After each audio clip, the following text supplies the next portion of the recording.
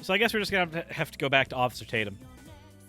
He's got opinions about the Starbucks barista meltdown video that was going off on Twitter for a while. So we're going to go ahead and listen to his opinions and maybe come up with our own opinions on both the video and his reaction as we go. But before that, as always, everybody,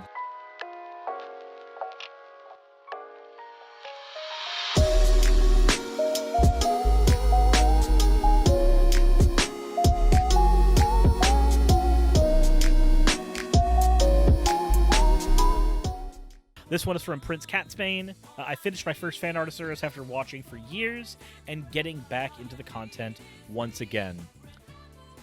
This is phenomenal. I feel like... Okay, so for those who don't know, on the VTuber side of the internets, there's this thing called VTuber Prom. This is an outfit that I would like my character to have if I were to participate in a VTuber Prom thing. This is awesome. I do not have the funding to afford this outfit on a model, however. But next one we have here is from Nami. I finished it. I actually am very proud of it. I didn't expect it to turn out so good. Avalon's partner helped me with the shading since I'm still new to it and have no idea what I'm doing. I hope you all like it.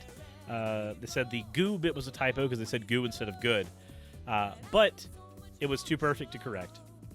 The next one we have here, and the last one we have, is from Skiller the Bean 2000. I'm pretty happy with how this one turned out, even though it doesn't have an interesting background. I just felt like drawing this version. Also, pretty new to digital art. Well, for being pretty new to digital art, you're doing phenomenal. And you don't need a great background on a piece. Like, the piece itself is good. Especially, like, the shadows of the glasses right under.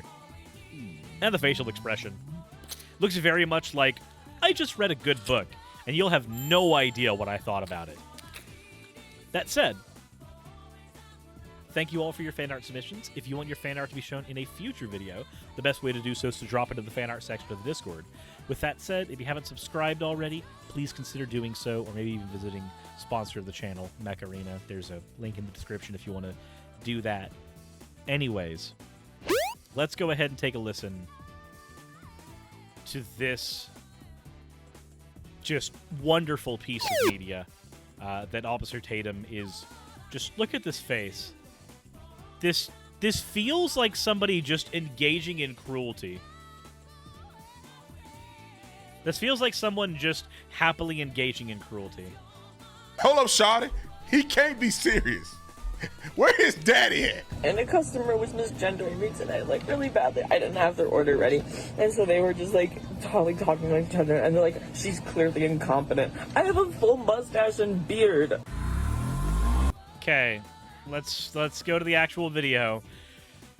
I feel like I need to offer a content warning here because this feels like it's just going to be one very sad man just happy and tickled to bits that another human being is suffering. This video is brought to you by the Officer Tatum Store. The Officer Tatum Store. Get the merch link in it. No. Instead, maybe check out sponsor of this channel, Mech Arena. That's a thing you could do instead of this. You could also check out DDLG Playground. If you enjoy my content, DDLG Playground has a lot of things you can reward yourself with after you're done watching this bullshit. If you don't like my content, then just use coupon code Suris anyway. Get 10% off whatever you want. Get a dildo. Go fuck yourself. You were gonna do it anyway when you were done typing how much you hate me in the comment section. You are on 30% with the comment, like and subscribe to the channel. Hit the ladies and gentlemen in the comment section now and then after the video. Do you think that this is satire? Because there's no way on planet Earth a young child raised by parents that make any sense would be acting like this because they have to actually go to work. So there's a difference between having to go to work and being treated like shit at work, Tatum. Maybe having a little compassion would teach you the difference between the two, but let's take a listen. Okay, I'm not gonna talk much. Why the okay hand sign for so long? Gee, couldn't tell you. Roll the clip. People wonder why we need a union at Starbucks, and Why are you laughing at a union? You're an ex-cop. You've benefited from a union for a long time. Don't even. I'm literally about to quit. Like, I don't know if I'm gonna do it, but like, I really want to. I almost walked out today, and I'm crying in the back room right now, and I almost cried on the floor. It's just, I'm like a full-time student. I get scheduled for 25 hours a week, and on weekends they schedule me the entire day, open to close. I'm on the schedule for 8.5 hours, both Saturday and Sunday. I'm like, how is that a laughable thing? If you're a full-time student, you're spending 40, 50 hours of your week doing things because you're a student, attending classes, being on campus, doing homework, studying, having another 25 hours sucked out of your week so that you can spend your time at a job that doesn't give a shit about you. No. I'm sorry. You can have more empathy than that, Tatum. It's very easy to. like 3.5 hours into my shift, there's so many customers, and we have 4 people on the floor all day. Only 5 people were put on the schedule, and somebody had to call out, and there are 4 people running the whole store, and there's so many customers, and there's possibly scheduled 5 people. So this looks like your standard panic attack. This is your standard panic attack. This happens to people. Instead of laughing at this, because I don't see how this is funny. I don't see how this is funny. This is a human being who is suffering, who is potentially not being treated well in the work environment, and is currently overwhelmed. What do you gain from laughing at that? What does that say about you as a person, Tatum? Now, I know shame's not going to work on him because, quite frankly, he probably makes too much money for shame to function on him in any way, shape, or form. But, truth be told, I have to ask, if you find stuff like this funny, why? And if you do, should other people find your suffering funny? I don't understand it. I don't. If somebody is a cruel person, a terrible person, and they are suffering, then sure, maybe you can derive some joy out of their suffering. Maybe you can derive some joy out of them having a bad day, because ultimately they were going to use a good day to hurt people. This is just a barista. This is just somebody who is working at a shop serving customers. He's a human being. You know nothing about his history. You know nothing about who he is, his hopes, his dreams, his wants. You know nothing about any of that. All you know is that what you have here is a person who is hurting. And your goal when you see this person is to turn them into content and laugh. Snicker. What?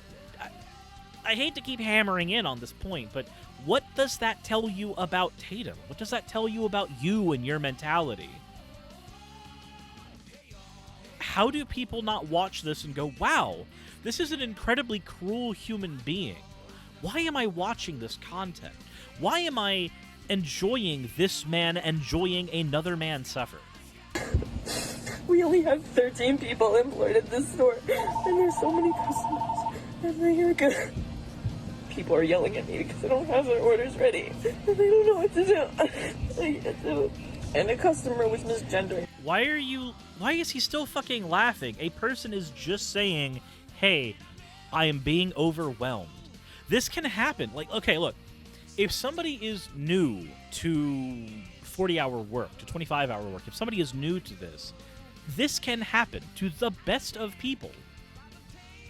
The best of people can be stuck in this scenario where they are hurting and they are overwhelmed.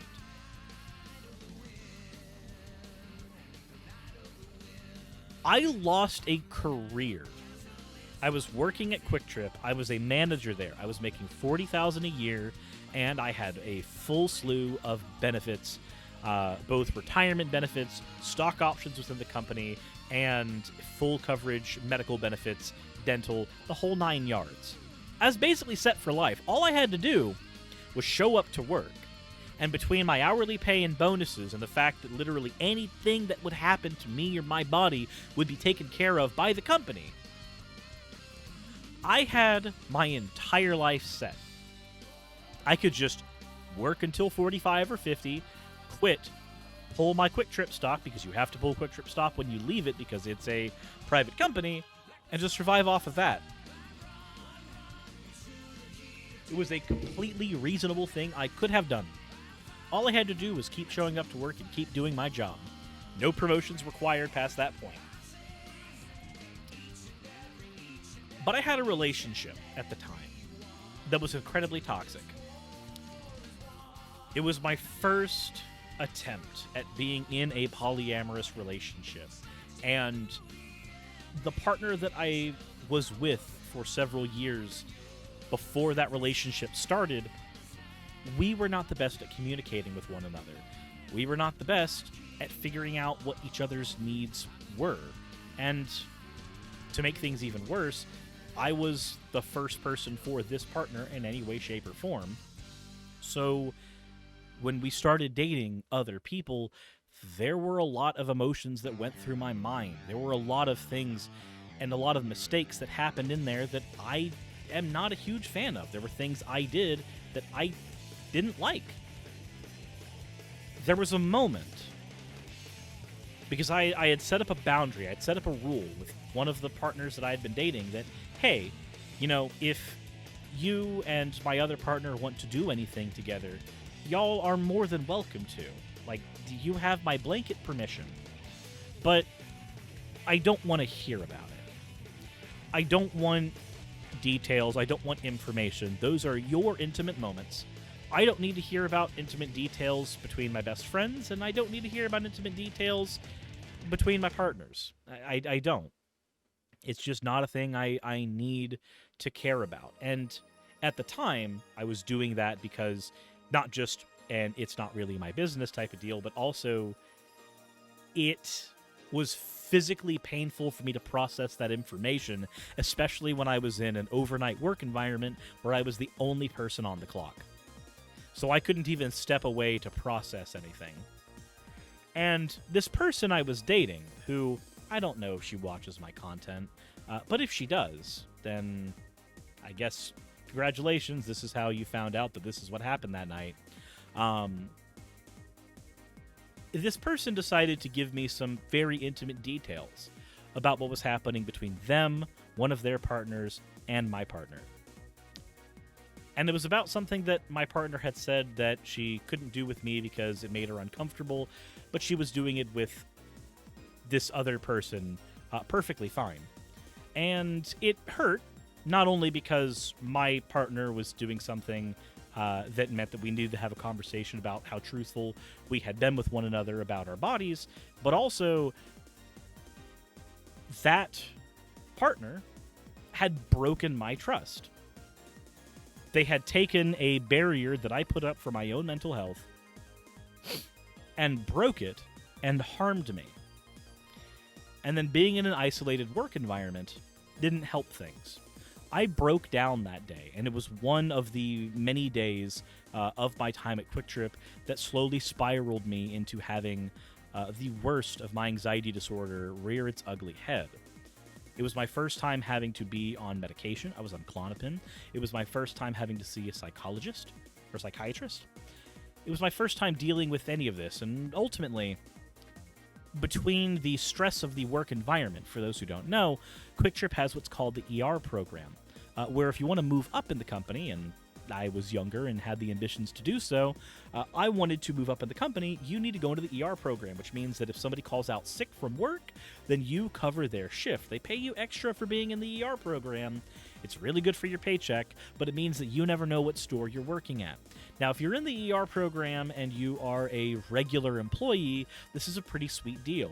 You get an hour of your day potentially spent driving, getting food, having whatever time you want to have until you appear at the store that you're supposed to be at, and then you get to work out the rest of that shift like a regular day.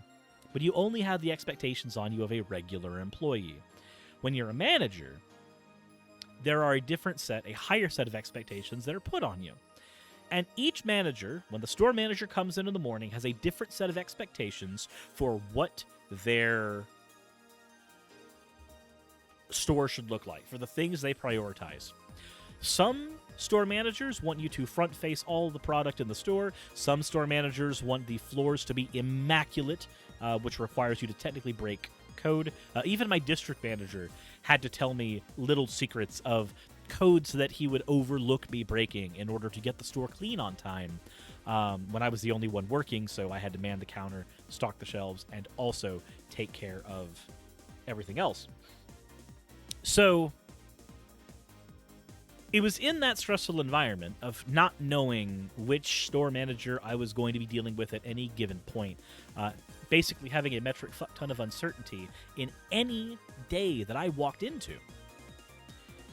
Having that same uncertainty at home led me to having one of the most stressful environments I ever could possibly have. And then, when the relationship between the partner that I did have, that broke my trust, when that ultimately ended, for other reasons, when my partner, who I still had at the time, started dating another person, ultimately she ended up leaving me for that person, but didn't want to leave the house that we lived in. Wanted to say, well, we'll stay here together for the duration of the rent. We will stay here together, pretending we are in a relationship, and then when the lease is up, we break up. That became the plan, and I was not okay with that plan. I didn't want that to be the plan, but I didn't really get much choice in it. So I was going from having the most unstable work environment I could possibly imagine to having one of the most tumultuous and unstable home environments I could possibly imagine, only to be trumped later by a different polyamorous relationship I would find myself in. That's a story for a different day.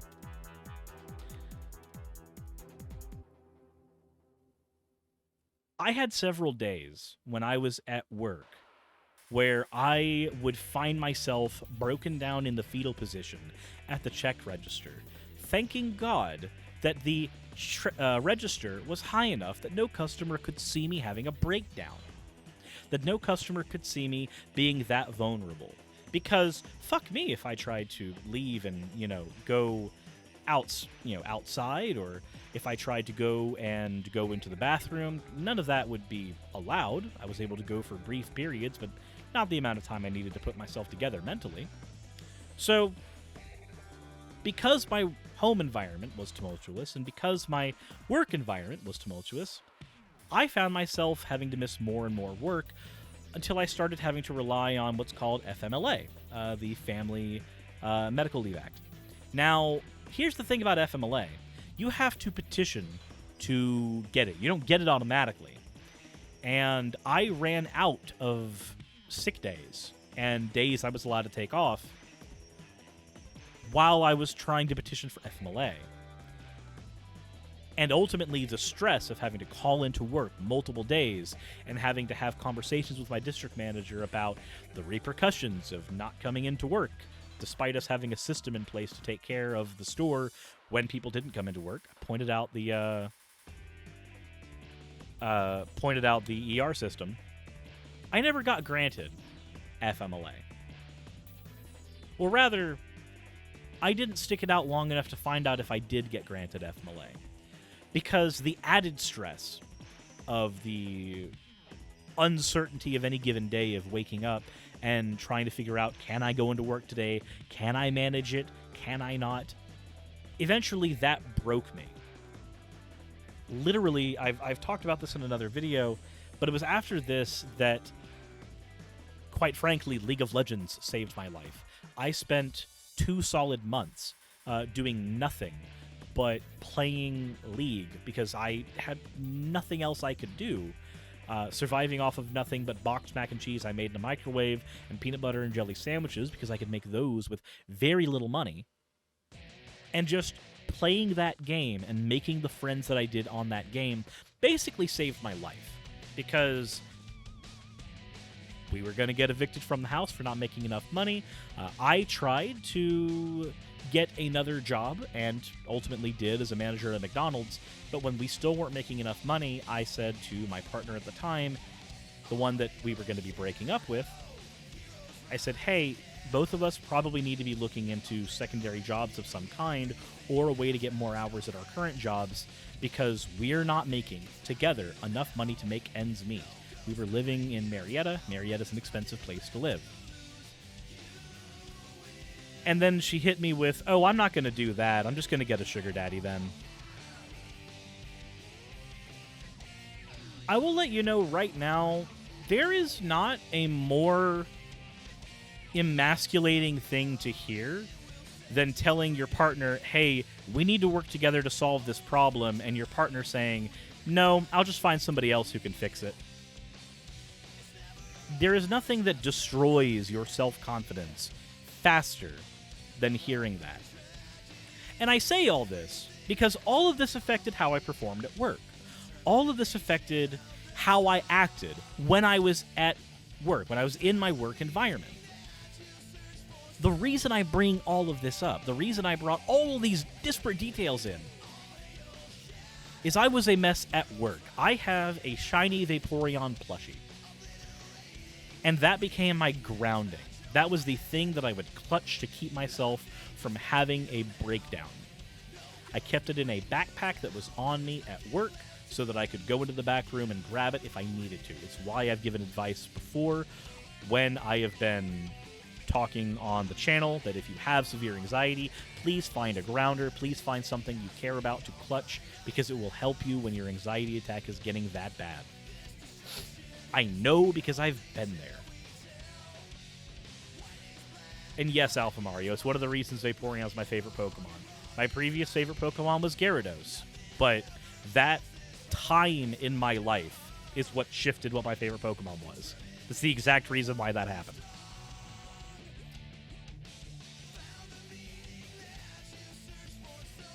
So, because of that, I was a mess at work pretty much every day. Even when I went over to McDonald's, I became very aloof at work because the home environment I had was just that bad. It got so bad that when I finally managed a way, which was not the best way, to separate me and my partner at the time, my boss, when he found out about it, he said, I'm sorry, and I just went, oh no, it's a good thing. My life has just been significantly improved. And it felt awful to say that, because this is a person I'd been with for 4 years. But because of that unstable environment, it made me a wreck at work. It made me a wreck when I was at Quick Trip. It made me a wreck when I was at McDonald's. It made me a wreck even when I tried to go to the grocery store. I say all this because if you just looked at me in the fetal position at Quick Trip as I was breaking down, you would have no idea the amount of things I was going through outside of that. You would have no idea that Quick Trip was the straw that broke the camel's back. You weren't seeing the mountain of things behind that. When you're laughing at somebody who's suffering, Tatum, when you're doing that, you're not laughing at this one instance of, man, they need to just get to work. Sure, we all need to get to work. We all need to engage in whatever the fuck our corporate overlords want so that we can survive, because it's a matter of necessity. I get it. But when you ignore sympathy and empathy and instead engage in cruelty, you're ignoring all of the potential things that are happening on that mountain. You're ignoring basic shit, like how long has this person been on T? Are they currently going through their second puberty? Are they dealing with that on top of everything else? Who knows? You're ignoring mechanical things. You're ignoring potential things. You're ignoring everything for the sake of cruelty. And I don't know why you would do that. When it's just as easy to be kind. It is just as easy to be nice. It is just as easy to look at the situation and go, what's happening at home? What's happening in this person's life? How are their studies going? How is their boss treating them? It's so easy to engage with empathy in these situations. It's an active choice not to. me today, like really badly. I didn't have their order ready, and so they were just like talking like each other, and they're like, she's clearly incompetent. I have a full mustache and beard. What the I don't get accommodations for being neurodivergent. I don't like I can't use people get mad at me for using my sick time. I don't even know what to do anymore. I'm like at my wit's end with this job. I really am. Again, the misgendering can just be the straw that breaks a camel's back. There are people who are trans that can handle misgendering on a daily basis, and there are people who are trans who can't. You don't know a person's trauma. You don't know what they've gone through. You don't know what they're going through. Again, it's so much easier to just engage with empathy than it is to be performatively cruel for the sake of making $1 on your disgusting channel. And think about this for a minute. I don't know what to say is worse. As our society built wimps like this, being misgendered, I'm assuming that this is actually a boy. The reason you misgendered because you acting like a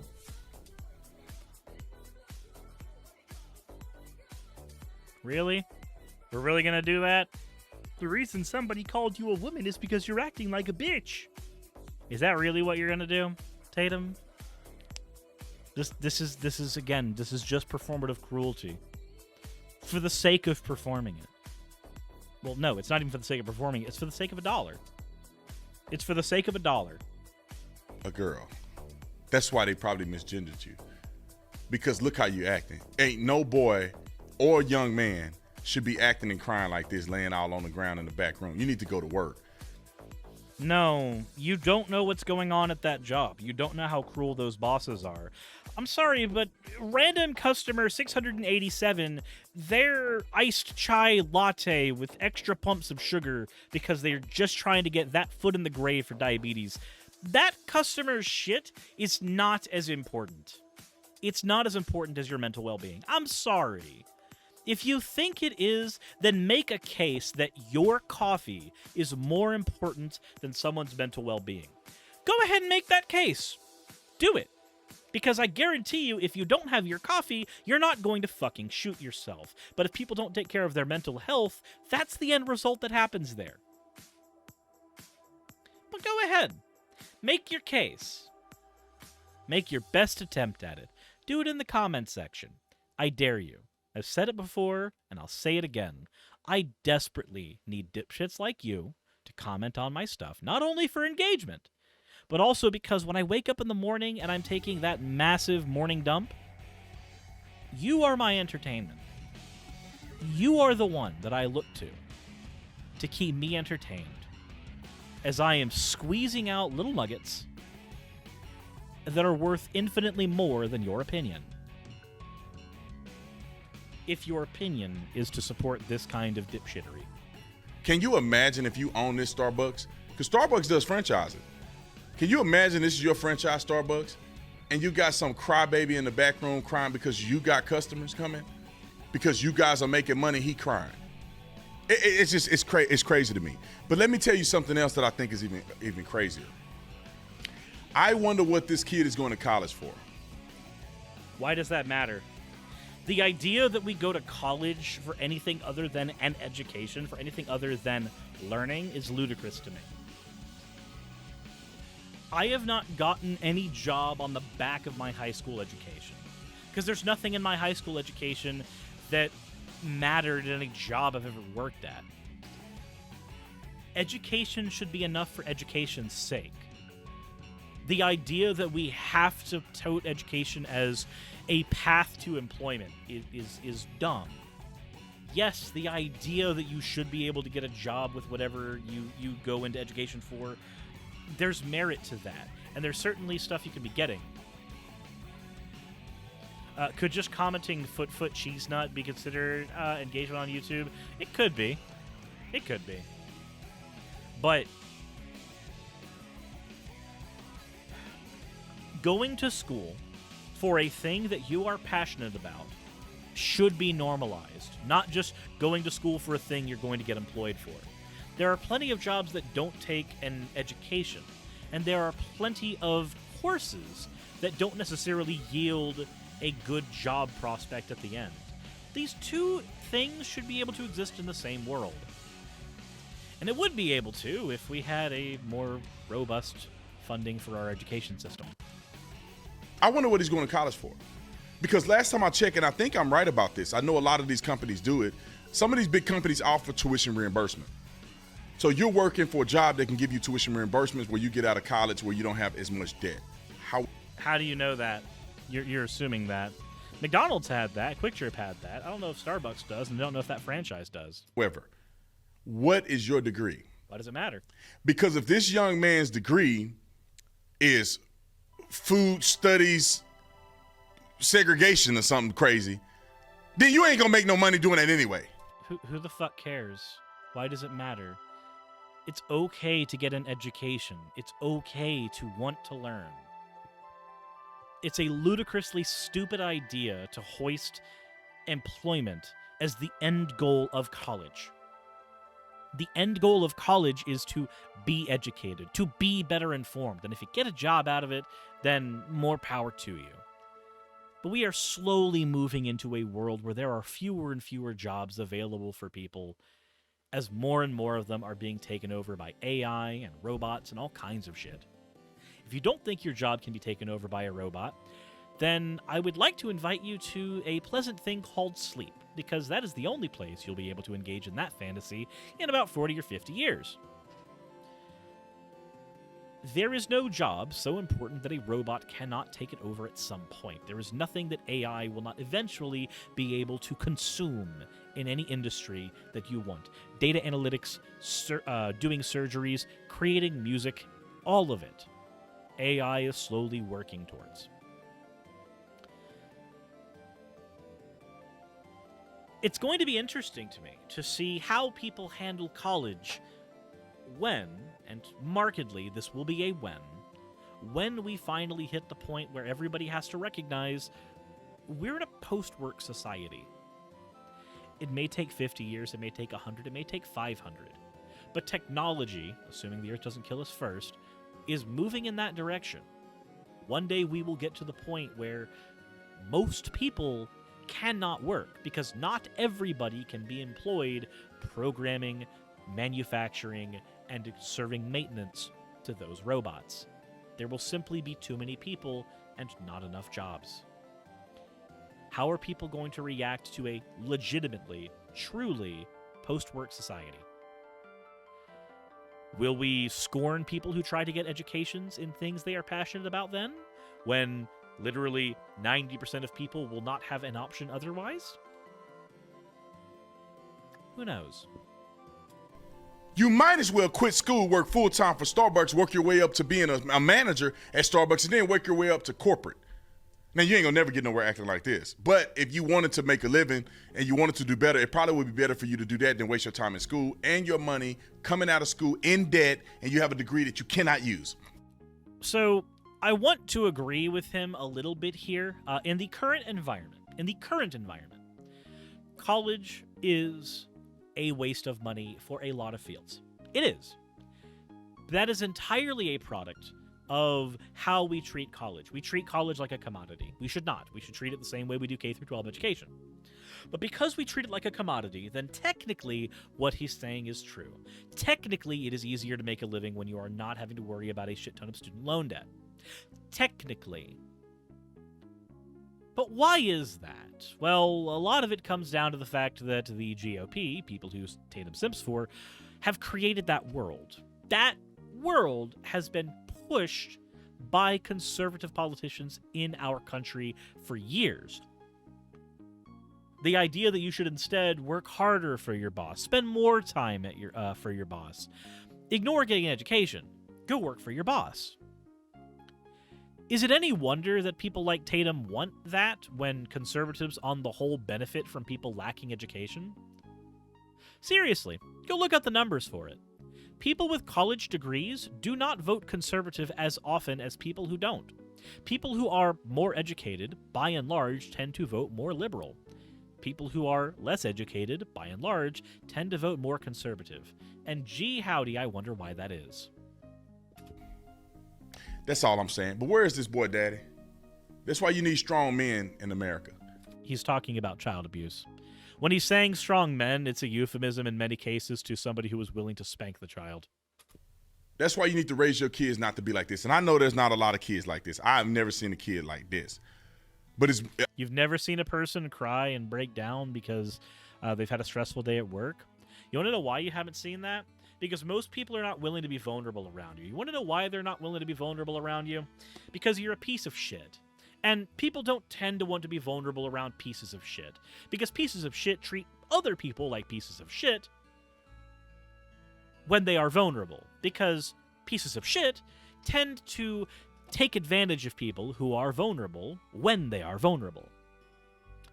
So again, I think the main reason, Tatum, that you haven't seen a lot of this is because, as a piece of shit, most people are not going to show you this side of themselves because they know that as a piece of shit, you will treat them like a piece of shit when they are at their shittiest.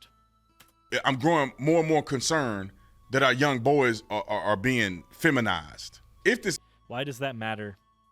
Gender's a fucking spook. Shut the fuck up. This is even a boy. This could be a girl that's taking hormones and then grew a beard. That would still be a boy. Like, the thing that determines the boyness or the girlness of a person is usually the hormones our bodies wash us with. And guess what? That's all subject to that. But a young man being feminized. In order for there to be a Starbucks, men used to work to the bone to make the economy work. Work to the bone. Dangerous jobs nobody else want to do. Fighting in wars. And you crying. Why is that a good thing? Why do we stand that? Why do we respect that? Why do we hold that culture, that dangerous culture, why do we hold that on a pedestal? Why do we glorify that? Wouldn't it be better for us to move past that? Wouldn't it be better for us to recognize that while that culture was at one point a necessity because we knew no better, we can do better now, and so we should.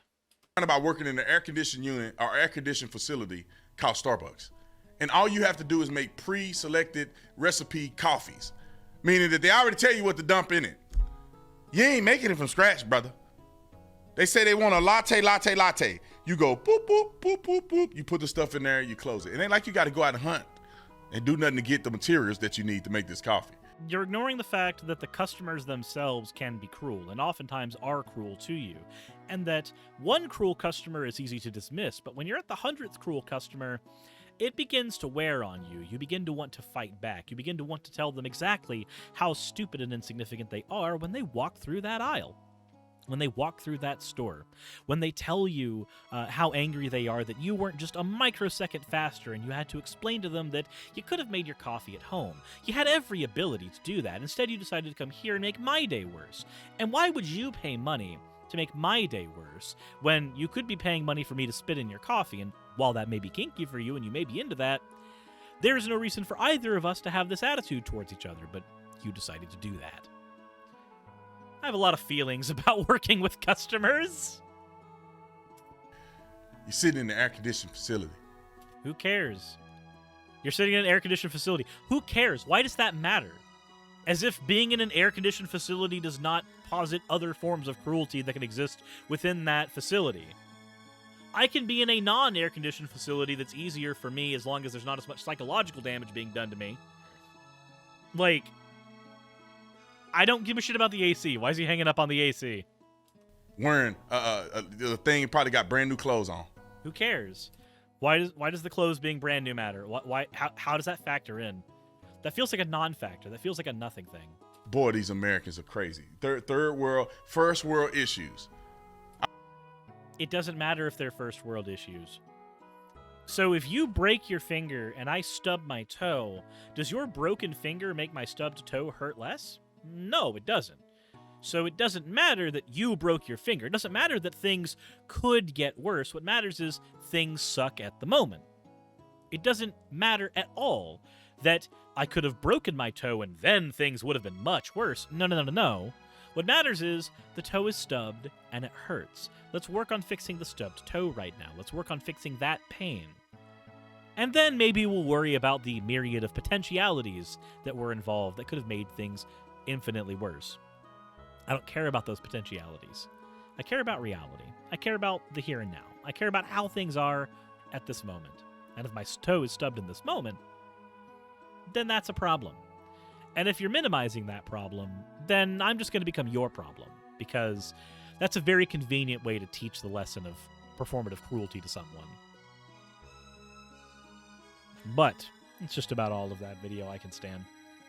That's about all I can handle there. Call my work way too cushy. Call it what you want. But, nah, I'm just going to go ahead and call this one in sick. If someone's complaining about first world issues, then what is Tatum in for complaining about this? Yeah, what do you get for complaining about complaining? How far down the complaint chain do you have to go before we can start minimizing you? Just curious. Anyway, hey, let me know what you think in the comments section below of all of this. And I'm sorry for going on like a 15-minute rant about my experience in the workforce when I was at my lowest, but maybe that story will help someone. Who knows? Anyways, let me know how you feel in the comment section below. Hit the like button if you haven't already. Hit the subscribe button. Check out the sponsor of the video if you've got the time and want to make my life that much easier. We got 100 viewers, and if 100 people subscribe to the game, which is free to do by hitting the !MET command, then, you know, that just helps out infinitely much. But you don't have to. That said, I'm going to go ahead and sign off. Thank you all for watching, and as always, everyone, insert end of video tagline here.